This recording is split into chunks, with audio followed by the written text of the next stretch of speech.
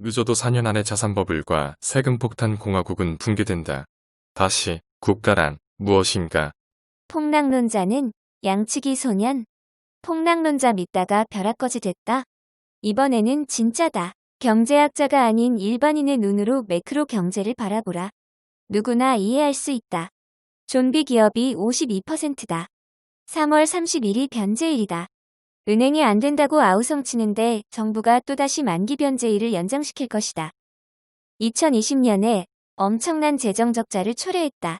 그런데 2021년에도 재정적자를 유발할 것이다.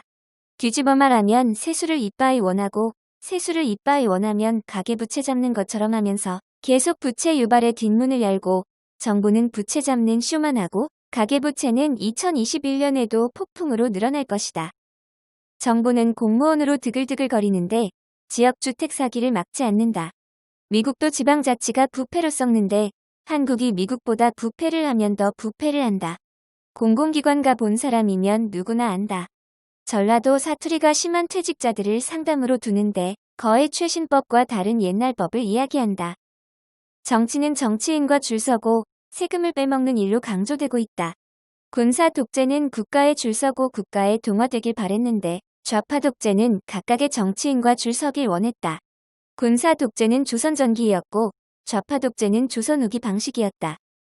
거시적으로 말해서 국가란 권력기구를 이용해서 돈 벌어먹는 인구가 많아도 너무 많은 것이다. 조선시대 후기처럼 농업 사회 기준으로 관을 이용하는 사람이 너무 많아서 세금이 많았고 세금이 많아서 절망이 됐다. 물론 조선시대 복지 혜택 받는 이들은 달랐겠으나 그들은 극소수일 뿐이다. 늦어도 4년 안에 전라도 좌파 씨족 귀족들을 먹여 살릴 생산성이 못 버티고 와해되고 붕괴될 것이다. 그 여파를 메꾸러 정부 재정을 사용하고 정부 재정의 과잉 사용은 국제 경제관에서 그리스식 재정 위기로 해외 투자금 이탈로 나타날 것이다. 단기간에는 폭락론자는 양치기 소년을 면할 수 없다. 하우스푸어가 나오는 것은 이명박 정부 때부터다. 그로 인한 꾸준한 소비 침체가 빚어졌다. 소비 침체가 와도 자산시장은 활황이다. 계속 민간의 몫을 끌어서 사회상층 이익 확장에 넣은 것이다. 그러나 4년 안에 정부 부채 50%는 달성될 것으로 보인다. 그리스식 재정 위기가 한번 닥치고 그러면 자산 가치와 직결되는 외환시장이 작살난다.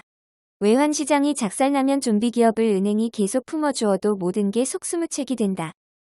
보수 정권이 된다 한들 재정적자 기조로 좌파 정부가 길들인 국민성이 달라지지 않는다. 그리스식 재정 위기 한번 터지면 강북 지역의 땅값이 평당 2,300만원에서 3,500만원이 1,000에서 1,200만원으로 바뀔 것임은 불을 보듯 뻔하다. 장년층이 각 지역에 오랫동안 친숙했던 가격으로 돌아간다. 자산가 격상승으로 먹고 사는 시대가 끝이 나는 동시에 근로소득만이 핵심이 될 날이 4년 안에 다가온다는 이야기다. 그때가 돼야 아마 정부 주권이 아니라 시장 주권이 이루어질 것이다. 그때가 돼야 최저임금이 절반 이하로 깎여도 일자리만 주면 행복하다는 이야기가 나올 것이다. 다시, 국가란 무엇인가? 국가 안보를 전제로 권위주의가 정당한가? 저임금 수출 경제로 대기업만 재미 보는 게 뭔가?